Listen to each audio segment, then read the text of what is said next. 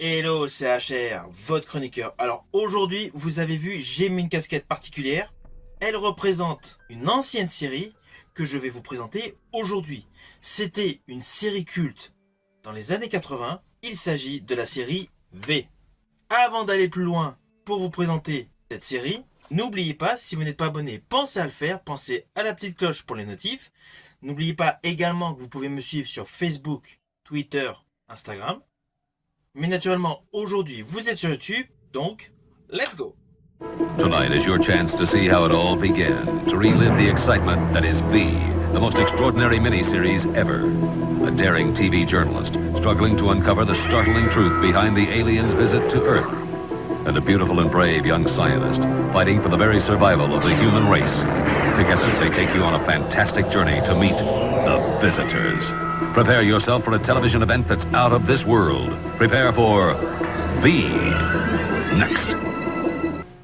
Alors je vous le dis d'entrée de jeu, c'est évident pour beaucoup d'entre vous, cette série actuellement va vous paraître totalement kitsch avec des effets visuels qui ont malheureusement mal vieilli. Mais cette création de Kenneth Johnson a eu un succès fou. C'est d'ailleurs pour cela qu'il y a eu plusieurs opus.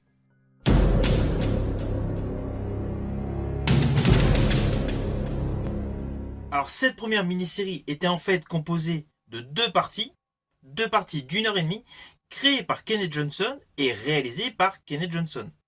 Le succès étant là, il y a forcément eu une suite toujours par rapport au personnage créé par Kenneth Johnson, mais une suite qui n'est pas du tout réalisée par Kenneth Johnson.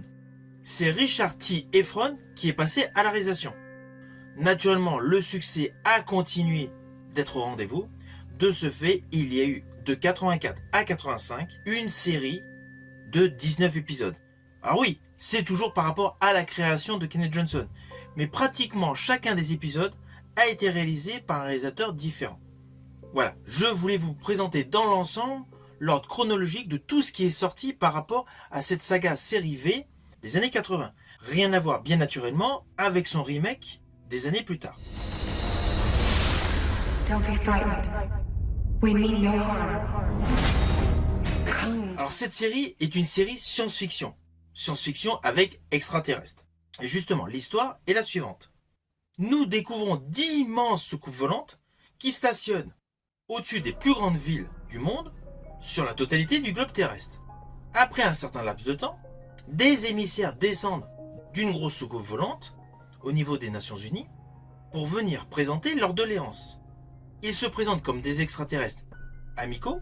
Ils sont prêts à partager leur savoir, leur avancée technologique, leur avancée scientifique et leur avancée médicale en contrepartie de la production de certains produits chimiques. Voilà.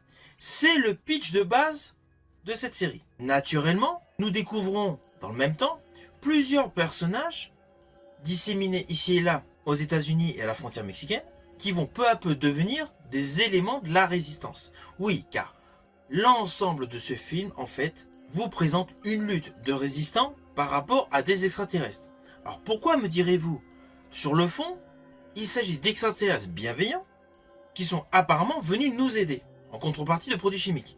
Et bien justement, assez rapidement, au début de cette mini-série, donc créée par Kenneth Johnson et réalisée par Kenneth Johnson, nous découvrons qu'en fait, ces extraterrestres d'apparence humanoïde sont en fait des lézards affublés de prothèses de masques pour ressembler à des humains. Et en fait, ils sont venus sur Terre uniquement pour convoiter l'eau et la nourriture. Mais la nourriture qu'ils convoitent est l'espèce humaine. Alors forcément, immédiatement, il y a eu un succès de folie sur cette mini-série créée par Kenneth Johnson. C'est la première fois qu'il y avait une importante série SF avec un thème de la sorte sur nos écrans. Alors oui, on peut se dire que les effets ont mal vieilli. C'est indéniable. Mais il ne faut pas oublier qu'à l'époque de la réalisation et la création de cette série, il n'y avait pas toute l'avancée technologique actuelle, il n'y avait pas du tout de CGI. De ce fait, les plans séquences, on voit une navette ou une soucoupe avec un fond de décor de ville, de vallée, de forêt, on sent voilà qu'il y a un trucage assez basique. Mais en dehors de ce petit détail, visuel, la série, même aujourd'hui, reste innovatrice. C'est pour cela que cette série, ayant eu un énorme succès, a eu une suite composée de 3 téléfilms. 3 téléfilms d'1h30, cette suite s'est nommée V, les visiteurs, la bataille finale. Alors, bien évidemment, 3 parties, donc il y avait partie 1, partie 2, partie 3. Naturellement, la création de Kenneth Johnson a été reprise à 100%, à la différence que Kenneth Johnson n'a pas participé à la réalisation. Là, c'est Richard T. Efron qui s'est occupé de la réalisation des 3 opus.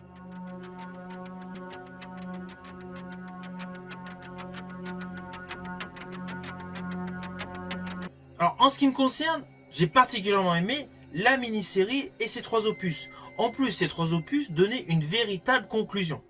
Alors, ne vous inquiétez pas, si vous ne connaissez pas la série, je ne vous dirai pas ce qui s'est produit, pour que vous ayez quand même le plaisir de le découvrir. Mais sachez qu'à la fin de ces 3 opus, V, la bataille finale, il y avait une véritable conclusion par rapport à l'histoire mise en œuvre avec V, la mini-série. Mais forcément, ces 3 parties ont eu un très beau succès. Vous devinez aisément ce que cela a engendré. Il y a eu la mise en chantier de 1984 à 1985 d'une série faisant suite à ces 3 téléfilms. Cette série a été composée de 19 épisodes de 45 minutes chacun. Et là, contrairement à la mini-série créée par Kenneth Johnson, qui était réalisée par Kenneth Johnson, il y a eu plusieurs réalisateurs. Car oui, la mini-série a été intégralement réalisée par Kenneth Johnson. Les 3 téléfilms V, la bataille finale, a été réalisé par un seul réalisateur, Richard T. Efron. Mais la série de 19 épisodes a été réalisée par plusieurs réalisateurs. Alors là, c'est pareil. Le 19e épisode clôture la série, mais de manière un petit peu hasardeuse. C'est une fin sans vraiment être une fin. Alors pourquoi, me direz-vous? Tout simplement car la qualité scénaristique au fil des épisodes de cette prolongation de série était de moins en moins édulcorée. De ce fait, les téléspectateurs se sont lassés et il y a eu moins d'audience. C'est pour cela que le 19e épisode s'est transformé en épisode final, mais sans véritablement être une fin concrète. Oui, il y a quelque chose d'important qui se déroule avec l'enfant stellaire, mais ce n'est pas une véritable fin.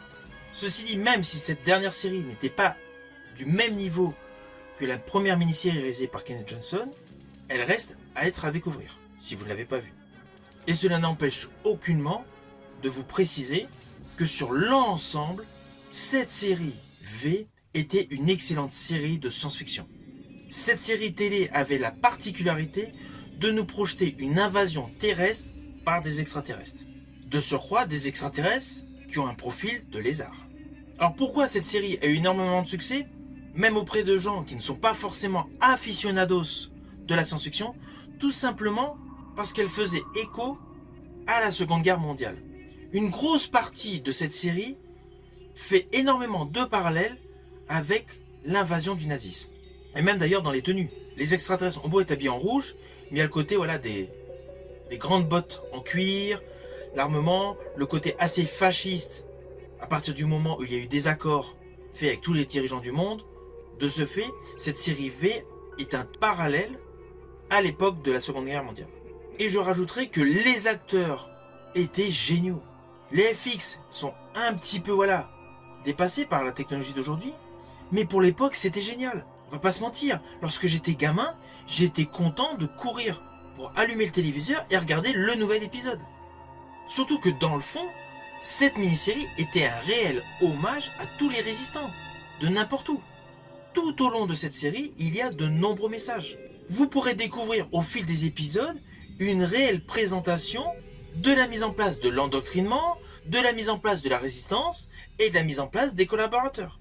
Alors, outre le fait de cet immense clin d'œil à la triste époque de la Seconde Guerre mondiale, il y a pas mal de clins d'œil à divers films SF, que ce soit par les portes coulissantes, par les couloirs suréclairés, ou par la première visite sur Terre des visiteurs à côté d'une usine. Là, vous avez une navette qui arrive, justement avec Diana, la commandante suprême des lézards. Donc, ils sont reçus par une fanfare, et la fanfare joue le thème principal de Star Wars. Ce clin d'œil à la SF est le plus facile à découvrir. Mais plus vous allez avancer dans cette série, vous allez vous apercevoir qu'il y a des clins d'œil sur tous les classiques de la SF, que ce soit télé ou cinéma.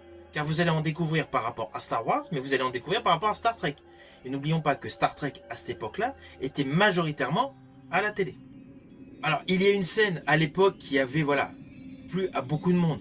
Il est vrai qu'aujourd'hui, cette scène, est pas forcément super bien tournée. Mais pour l'époque, elle a fait un super effet. Comme je vous l'ai dit, donc, il y avait la commandante suprême des lézards, Diana. Forcément, en face d'elle, il y avait donc les résistants, avec principalement un duo d'acteurs, un homme et une femme. En ce qui concerne l'homme, il s'agit de Mark Singer, l'acteur Mark Singer, que vous avez pu voir dans la série La Planète des Singes ou au cinéma dans Dark l'Invincible.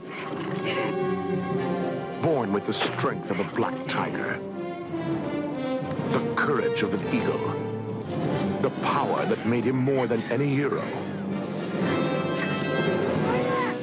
Il a eu d'ailleurs une très belle carrière télé et cinéma, mais cinéma plus en second rôle. Et donc dans cette série, il fait partie de la résistance. Il fait partie même des dirigeants de la résistance. Mais comme c'est un journaliste hyper célèbre, c'était un des premiers journalistes à avoir rencontré donc la chef suprême, donc Diana. Et donc au fur et à mesure qu'on avance dans la mini-série, celui-ci est monté dans un vaisseau en cachette et il filme justement en étant caché dans un conduit Diana qui est en train de manger un hamster. C'est là que nous découvrons dans la série qu'il s'agit en fait de lézards. Là, le plan séquence, pour l'époque, était superbe, on va pas se mentir. Il est vrai qu'aujourd'hui, de voir Diana prendre le hamster, le mettre dans sa bouche et sa bouche qui se déforme, le petit trucage, il est un petit peu mal fait, mais pour l'époque, c'était génial. Mais il faut le voir sur le côté idée. Le concept était totalement génial. Que ce soit Jen Badler qui interprète Diana, ou que ce soit Mark Singer qui interprète Mike Donovan, les deux sont criants de vérité. Le regard pris de stupeur du personnage Mike Donovan en observant Diana est criant de vérité. C'est pour ça qu'on peut mettre de côté les petits défauts d'effets visuels pour l'époque. Car au final, l'ensemble de ce plan séquence, et tout ce qui suit d'ailleurs, est parfaitement tourné. Prepare for V. Next. L'ensemble de ces séries, donc V, les visiteurs, et naturellement je ne parle pas du remake qui a été fait des années plus tard, qui est selon moi certes avec des qualités d'effets spéciaux supérieures, mais une intrigue en dessous. Donc toute cette série V, les visiteurs des années 80 est parfaitement réalisée, avec des plans séquences cohérents. Seuls les petits défauts d'effets visuels, parce qu'à l'époque c'était innovateur. C'est comme les fusils laser. Pour tous les aficionados du cinéma, vous allez vous apercevoir qu'ils font certes référence, pareil, à pas mal de films de SF, mais si vous avez un regard bien averti, vous allez vous rendre compte qu'ils sont en plastique. On remarque de manière indéniable qu'il y a un petit problème de budget. Mais ce n'est pas grave, honnêtement, cela passe. Heureusement, dans toute cette série, justement, il y a toujours, pour compenser ces petits manques de budget et ces petits manques d'effets visuels, des éléments scénaristiques qui améliorent l'histoire. Car outre le fait de l'arc narratif principal, avec l'invasion des lézards qui se nourrissent en fait des humains, il y a tous les éléments, tels des satellites qui gravitent autour, pour nous présenter les différentes factions de résistance. Factions de résistance qui sont essentiellement dirigées par le personnage de Julie Parrish, interprété par Faye Grant. Alors Faye Grant, pareil, a une belle carrière télé. Au cinéma, elle n'a pas rencontré de réel succès. Néanmoins, elle a joué dans un film qui était plutôt pas mal, plutôt convaincant. C'était pas aussi bon que les précédents, mais elle a joué dans le film La Malédiction 4. I think it's possible for a child to be born evil. Now, a reign of darkness is about to be unleashed. What evil made you do that? Omen 4. Là, dans cette série, Faye Grant a une réelle évolution au fur et à mesure du déroulé de l'histoire. Au début, c'est juste la scientifique axée sur son travail. Après, par la force des choses, elle devient le grand leader incontesté de la résistance, l'image même de la résistance, avec une passation donc à cet état, avec une séquence assez amusante. Elle se retrouve donc avec pas mal de résistants devant elle, elle ne sait pas comment réagir, et une femme d'un certain âge lui conseille donc grosso modo de parler de manière extrêmement simple. Et c'est là justement que l'essence même de l'envie de libérer la Terre est mis en exergue dans ses propos. Je rajouterai qu'en dehors du fait que cette série fait étonnamment hommage à tous les résistants dans le monde, c'est une série science-fiction efficace, révolutionnaire et luxueuse. C'est essentiellement pour cela qu'elle a marqué les téléspectateurs.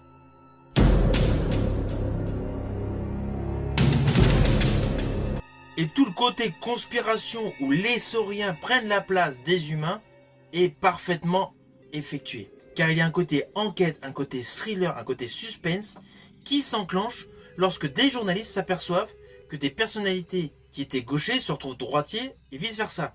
Petit détail scénaristique qui rajoute un côté enquête, un côté policier, nous permettant de découvrir qu'en fait, des lézards, des sauriens, prennent la place d'humains en se faisant des prothèses à leur effigie.